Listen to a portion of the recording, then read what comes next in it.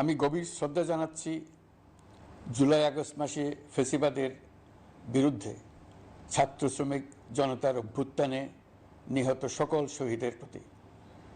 আমি আরও স্মরণ করছি তাদের যারা ফ্যাসিবাদী শক্তির প্রাণঘাতী অস্ত্রের সামনে হিমালয়ের মতো দাঁড়িয়ে অন্যায়ের প্রতিবাদ করে মৃত্যুকে আলিঙ্গন করেছে, আহত হয়েছে, পঙ্গুত্ব বরণ করেছে, হারিয়েছে তাদের চোখের দৃষ্টি। সেই সব বীরদের স্মরণ করছি যারা মিথ্যাচার, লুটপাট, স্বৈরতন্ত্রের বিরুদ্ধে এক দফা দাবি নিয়ে দাঁড়িয়েছিল। কৃতজ্ঞতা চিত্তে স্মরণ করছি আপনাদের ভাই বোনদের, আপনাদের সন্তানদের যারা এই বিপ্লবে অংশগ্রহণ করেছিল। প্রিয় দেশবাসী,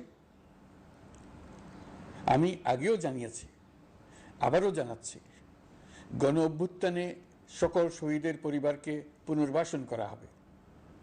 সকল আহত শিক্ষার্থী, শ্রমিক জনতার চিকিৎসার সম্পূর্ণ ব্যয় সরকার বহন করবে।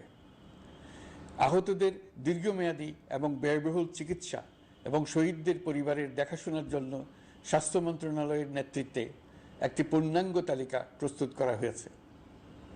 এখন এই নতুন তথ্য পাওয়ার ভিত্তিতে এই তালিকা হালনাগাদ করা হতে থাকবে।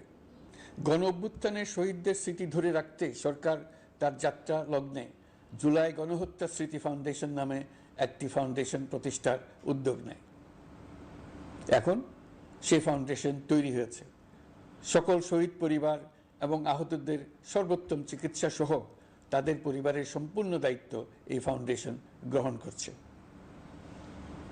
এই ফাউন্ডেশনে দান করার জন্য দেশের সকল মানুষ এবং বিদেশে অবস্থানরত বাংলাদেশিদের আমরা আহ্বান জানাচ্ছি।